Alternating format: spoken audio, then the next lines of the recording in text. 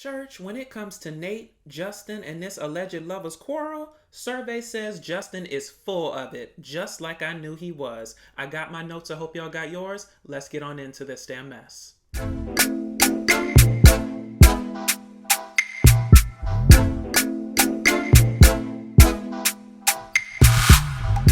All right, y'all, so let's jump right on into our hot topics and talk about these reunion looks, baby, because we have to decide who was best dressed and who looked a mess, okay? Good news is, didn't nobody look a mess, okay? Because sometimes in reunions, somebody will miss the mark completely, and I don't think that that's the case here, right? Now, fashion is subjective, and my thoughts on it may not be your thoughts. So y'all please feel free to drop down in the comments and let me know who you thought looked best dressed and who looked a mess, if anybody did. Now let's break this down into the men versus the women, right? Now when it comes to the men, I really was not expecting much in terms of fashion. I mean, listen, when it comes to straight male fashion, there's only so many, ways you can cut a suit. There's only so many ways you can wear a suit. There's only so many ways that you can color a suit. So I really wasn't expecting much. And truth be told, they gave me exactly the lowest point that I was expecting. Okay, now let's get on into it.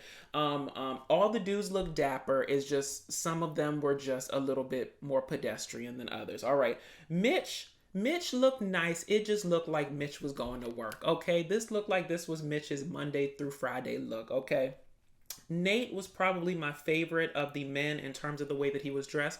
I actually expected a bit more from him because he seemed a bit more outlandish with his fashion choices over the course of the season. So it wasn't giving me anything bad, but it wasn't giving me anything outlandish like I was expecting. But definitely a solid look from Nate. And like I said, he was my favorite of the men in terms of the way that he was dressed.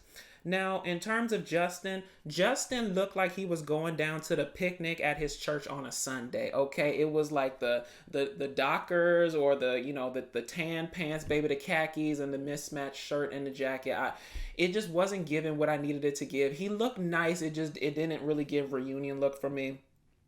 Ben looked nice. I liked the color of his suit. The only thing about light suits sometimes is that they kind of beg you to walk with a travel steamer, right? Because otherwise they can get very wrinkly looking. And I think that's what we saw with Ben, which detracted from the overall suit look for me. And in terms of Miguel, listen, Miguel and Lindy both looked like they was going to prom night part 2. Okay, Miguel was suited and booted. It looked very nice. The bow tie was a bit much, but it was just giving me very prom based. Not bad by any stretch of the imagination, but not anything very memorable. He looked nice, but it wasn't given what I needed it to be given. Now, in terms of the women, let's start with Lindy. And just like I said, in terms of Miguel, both of them looked like they was going to the damn prom.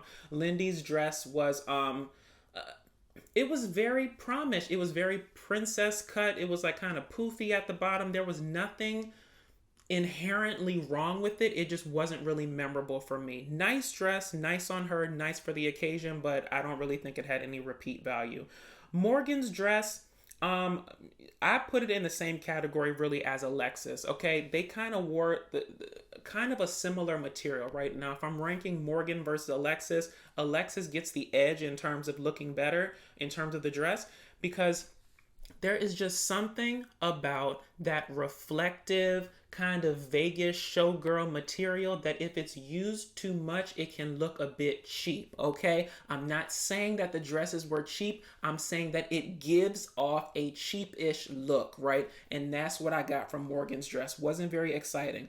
Alexis's dress, I wanted to like it so much. And thinking about it now, I liked the cut of the dress. I like the form of it. I like the silhouette of it. But in terms of the color, I'm telling you, like, I don't know if I could really go up for that Vegas showgirl type reflective material. It just wasn't giving what I needed it to give. But the dress was nice. The color and the material was a little bit off for me. If it was perhaps in like a white or a black or even like a yellow, I might have liked it better. But like a matte color, not a whole bunch of shiny stuff. Stasha was my favorite of the women. Actually, no, I had two favorites, okay? Stasha was my favorite of the women in terms of the overall look. I thought the dress fit her body amazingly. I thought it was, expertly styled with the shoes and the accessories and stuff. So overall, Stasha is my pick for the winner for the women.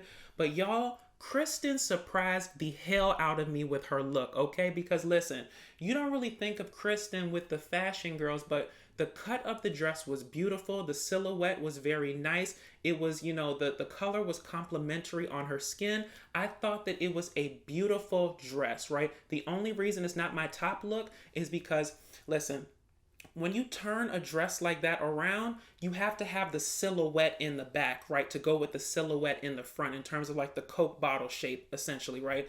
And the only thing that let that look down was that Kristen does not seem to have the assets in the back to pull it off, right? It just wasn't giving in the back what it was giving in the front. So listen, from the front and from the front 3/4, mama, you was serving, okay? But when it got around to that back, it left a lot to be imagined, right? So Stasha wins for overall look for the women, but Kristen is a very, very close second, right? Now let's move off of the looks and let's get into these actual hot topics. So let's talk about Nate versus Justin and this whole gay or not conversation. I want to talk about it in conjunction with this other note I wrote in terms of Justin unfollows everyone, right? I wrote them as separate notes, but I really think they go together, right? So let's start with this. Justin watches back the season, right? This season of Married at First Sight. And as he sees things in this episode or in these episodes that he doesn't like, he starts unfollowing the cast one by one, right? They may have said something he didn't like. They may have done something he didn't like. But one by one, by the end of it, he had unfollowed everyone, right? Now, the thing about it for me is I don't mind you unfollowing everyone, right? It's the inconsistency in the action for me. As I've said in prior videos, baby, if it's F me today, then it needs to be F me next Thursday, okay? Keep the energy consistent. But Justin unfollows people, then he follows them back, then he unfollows them again, then he follows them back. It's all a fool. It's all confusing, right? Now, in terms of the Nate versus Justin breakdown, okay, let's approach it like this. Let's go with what their central arguments are for both of them. Justin says that the reason why he unfollowed Nate, or the reason why he doesn't really fool with Nate right now, is because Nate is fake, right? From Justin's perspective, Nate says one thing and then he does another. He says he's not going to be involved in people's relationships, and then he was involved in someone's relationship. Y'all drop down in the comments and let me know whose relationship he was involved in, because I think he said Morgan and Ben, but I didn't really see him be involved in that. Maybe that was something that was like, off camera or something they talked about on like the after show or whatever, but I didn't really get that point. But he says that he was in people's relationships when he said he wasn't going to be in there. He also said that Nate kind of purported himself to be a friend to Justin, and then he just didn't give Justin what he needed in terms of the friendship, right? So that's why he unfollowed him. That's why he doesn't really rock with him. From the Nate perspective, Nate said, I wanted to be a friend to you, but essentially you were too emotional for me, okay? And I'm gonna try to say this without laughing. I'm trying to like go through it as a rational human being, trying to understand both sides of the situation. That man said you was way too emotional for me. He said I had this wife that needed coddling. I needed to pay attention to her. My emotional bandwidth wasn't big enough for the both of y'all, essentially, right? Now listen. Could Nate have packaged it better? Absolutely, okay? But the core of what he said, it wasn't bad. It just said, I really did not have time to coddle you or be your emotional, your emotional arm, because I had a marriage of my own and you honestly took more bandwidth than I had to give, right? Now, at this point, it seems like Justin got in his feelings, right? And listen. Justin got in his feelings and he said, well, you made a pass at me anyway, okay, so, why you acting like this? Y'all, I pride myself on trying to be one of the most reasonable people out there, okay? If you give me enough corresponding information, baby, I will be on your side. I will rock with you, right? So Kevin asks Justin, as we all would, how did the man make you feel like he made a pass at you? Why are you kind of insinuating that he's gay? Now, Justin goes in his mind, okay, and he says out his throat, face, and teeth that Nate basically said that he had nice skin and he had nice teeth, and he questioned why he was on the show for 2 days in a row, okay? So for 2 days in a row, back to back, Nate told Justin that he had nice skin, he had nice teeth, and he was wondering why he was on the show. Now, I'm going to pause our story here, okay? Because Justin, what the hell? Okay. I was sitting there thinking, I was like, okay, and like the man said you had nice teeth, he said you had nice skin, and he was wondering why you were on the show, okay? If I'm not correct, okay, or if I'm incorrect, the man didn't make any sort of outright advances towards you. He didn't offer you any types of back rubs. He didn't touch your private parts. Hell, the man didn't even smack you on the ass. So exactly how does that give gay to you, right? Now let's break this down, okay? Because I want to break this down in two arguments. You have nice teeth and nice skin, and why are you on the show? In terms of, he kind of phrased it in the vein of you're too good for this show, or you're a good guy, why are you on the show? Now let's talk about it from the Nate perspective. If Nate is telling Justin that he seems like a good guy, why is he on the show? In my mind, it comes from the perspective of this, okay? It is not very often that you see a 6', 11T12 black man on TV looking for love, okay? Most 6', 11T12 black men got basically a harem of women waiting for him. Either they athletes and they got women, even the broke ones seem to have a whole bunch of women around them. So from a logistical perspective, from a reasonable perspective, you don't normally see a super tall black man, right, that doesn't normally have a whole bunch of women. And I think that's the perspective that Nate was coming at it from, right? Now, in terms of the whole, nice teeth and nice skin thing, listen, it's the toxic masculinity for me, okay? That's where it begins and it ends, okay? Because I don't understand how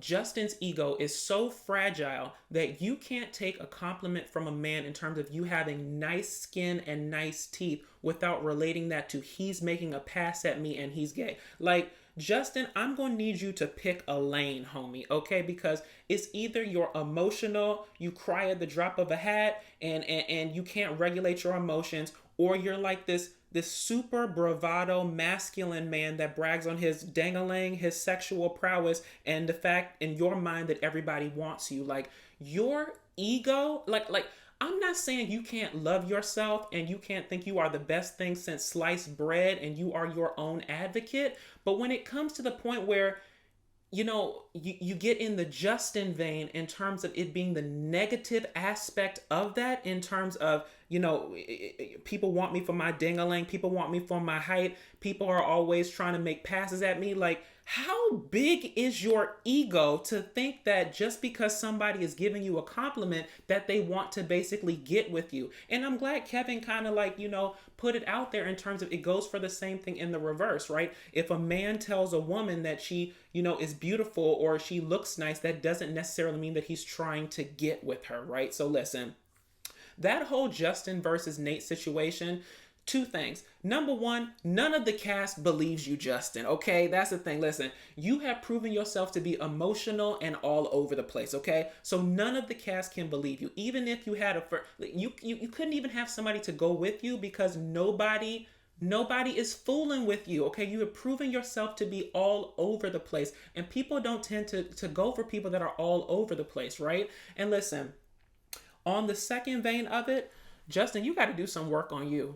Because what the situation truly gave to me was, y'all know when you win an argument, okay, and you losing, and you need to say a dig in order to get the sway back on your side. So you dig up in your ass and you pull out something false. Even if it ain't right, at least I said something. That's exactly what that whole situation was given between Nate and Justin, okay? It seemed like Justin got his feelings hurt in terms of Nate laying it out in terms of why he didn't want to be friends with him. And Justin pulled something out his ass to save face, but it didn't go the way that he thought it was going to go. Now, y'all drop down in the comments and let me know what you think about that situation, and let's move on to the next.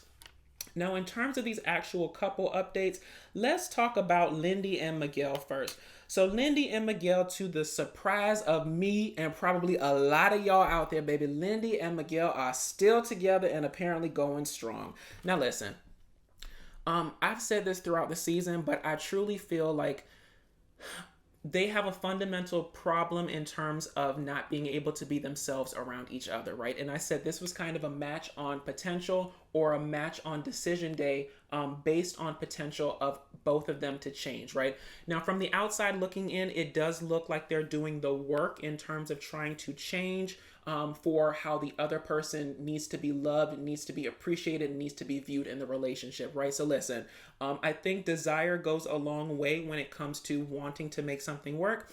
And it seems like both of them want to make it work, and they're basically doing the actions to make it work. So good for them. If they like it, I love it.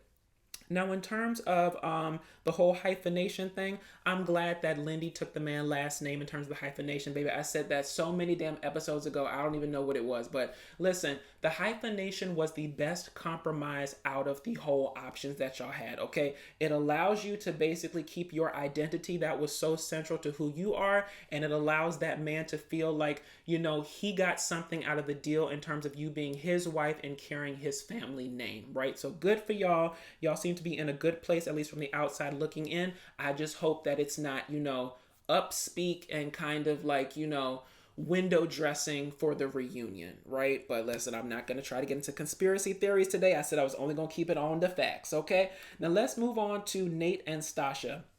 So Nate and Stasha are still together. But listen, in comparison to Lindy and Miguel, the reason why I said the whole Lindy and Miguel thing seems like a little bit of window dressing is because, you know, they did talk about some of their problems, but they didn't really get into it in detail. Whereas Nate and Stasha, baby, they got into so many of their problems that I was like, yo, is this actually going to work at all, right? So listen, sometimes there's a delicate balance in terms of what you share and what you keep to yourself. But listen, Nate and Stasha seem to be the ones that are just going to keep it real from the get-go, and it is what it is. Now, let's talk about this whole going back and forth between houses and this 8-month lease.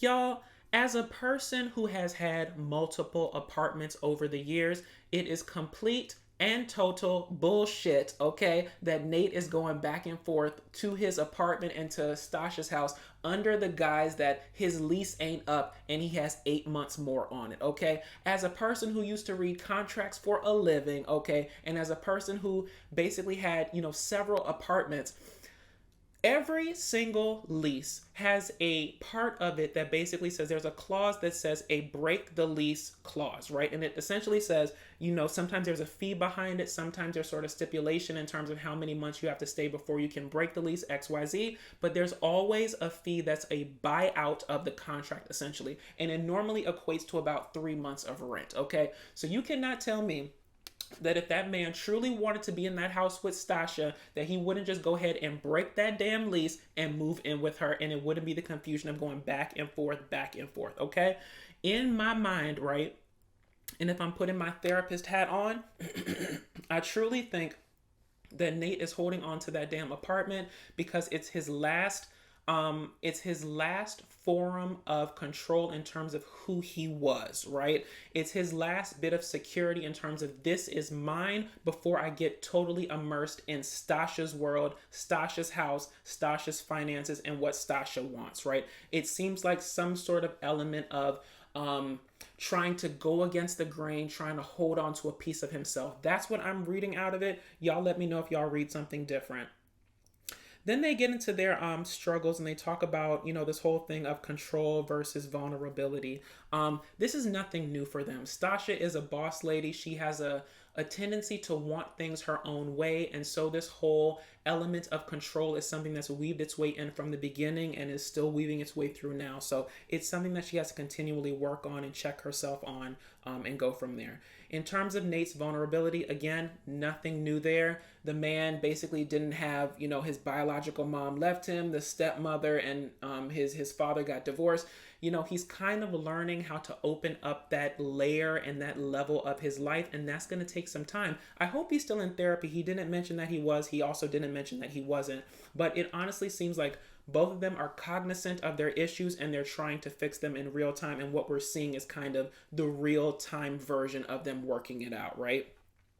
Now, on a good note, Nate finally said that he loved Stasha, right? So it wasn't this whole semantics of I'm falling in love with you, I'm growing in love with you. He finally said, I am in love with you. So hopefully that filled up Stasha's love tank a bit, gave her some more, confidence in the relationship and gave her what she needed. And it also shows that Nate is growing in terms of, giving somebody what they need and also wanting to give them something that's worth something, right? Because I think his kind of leeway or his kind of hindrance in saying it before is that he wanted it to be real and he wanted it to be an authentic 100% thought versus something that he's just saying to make her feel better, right? Now let's get on into this other issue that they brought up in terms of Stasha feels like she's not consistently fulfilled by Nate, and he doesn't feel like she gives her that she gives him credit for the stuff that he does in kind of like a acceptance affirmation type tip, right? Now I don't truly think that these are separate issues. For me, both of these are offshoots of the same control and vulnerability, right? For Stasha, she doesn't feel fulfilled consistently because she's used to controlling everything, right? Nate is a wild card and doesn't give her exactly what she wants when she wants it, right? So that leads her to be feeling fulfilled some of the time, but not every time. So I don't think it's a separate issue. I think it's just an offshoot of that control thing, right? And for Nate, he doesn't feel like, she gives him credit for the stuff that he does do. It's an offshoot of the vulnerability thing, right? Like, I need you to validate what I am doing so I can feel more vulnerable to open up to you and to give you more of what you want. So like I said, not a separate issue, just an offshoot of the main issue. But as long as they keep wanting to work it out between them, I think that they'll be fine. And I do have hope for them. Now let's move on to Kristen and Mitch, and thank the baby Jesus, Jehovah, Jireh, everybody. They are still not together. Amen. Hallelujah. Okay. Good job. Good deal. Now, nothing really new with Kristen and Mitch, but it was really evident that the whole attraction thing sent them down the path of no return.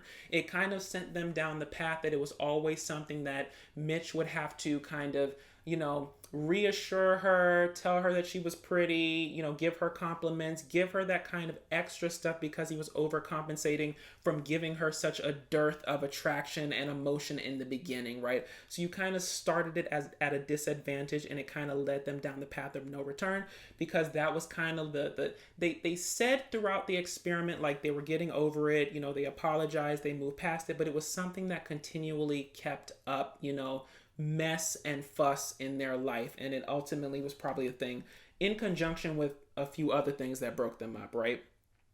Now, the other thing I want to talk about is the fact that Kristen seems to finally know her worth, right? When decision day happened last week, and we were talking in the comments, guys, and we were basically saying how we were glad that Mitch went first, right? Because in the back of my mind, I was like, yo, if Kristen goes first, I thought that she was kind of going to be a loose cannon in terms of will she want to stay with this man or will she not want to, right? So when Kevin was asking Mitch, is there any sort of chance for y'all to, reconcile down the future, XYZ, he said, it's not likely and stuff, kind of leaving the door open, right? Which is literally the opposite of what he did last. And like the thing about Mitch is you just have to keep the energy consistent, okay? If the leave the door open thing was her thing and that came out of her mouth and you are resolute in your decision, then there's no way that you should jump on this damn reunion stage and say that it's not likely, right? You should say that there's no chance, okay? Because saying that it's not likely leaves the door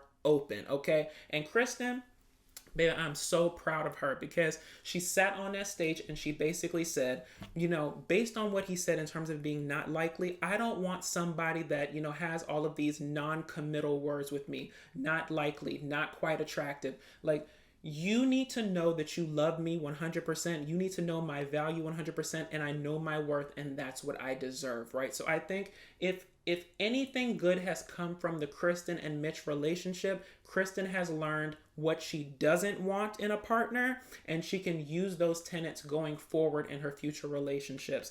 And listen, low key, y'all, Was it me, or did Mitch look a little bit, longing or a little bit deflated when Kristen said how, she moved to New York and she's commuting back and forth and she had low-key started dating, right? It seemed like there was a little bit of tension there from him, a little bit of stress in his chest because, I guess he's not dating and he's trying to live, laugh, and learn in terms of, the mistakes he made. But she seems to be moving on. Listen, I think that she had gotten out of such a traumatic situation. She now knows her worth and she's ready to hit the ground running. So I'm all for Kristen doing what she needs to do, but I'm so glad that she finally knows her worth and she's moving forward in that. Now, getting on to the next couple, let's talk about Morgan and Ben. So really nothing new here, just like Kristen and Mitch. I think the thing that struck me the most is that, I'm glad that they're on such good terms, right? Now, listen, Kevin was completely right. Just in terms of the whole apology gate between Morgan and Ben. That man could have apologized until the cows come home, okay? When you are not ready to receive something, you're not going to receive it. And I think that's why none of the apologies ever hit like Morgan needed them to hit, okay? Now, Morgan's going to say that, she wanted an apology that was completely from him, no prodding from anybody else, completely from his soul when he went over everything that happened and realized his fault in the situation. So listen, sometime, I guess, after the process ended, a month after it or whatever the case may be, he came to her and he gave her the apology that was unprovoked and was basically from him, and that seemed to smooth things over with them, right? Now listen, the thing that I hate about Kevin sometimes, and I know it's an honest question that, people kind of want the answer to, but he's always asking these people that are either divorced, never made it to the point of, the marriage really getting off the damn ground. He always asks them, is there a chance for reconciliation? Is there a chance for y'all to get back together? Okay.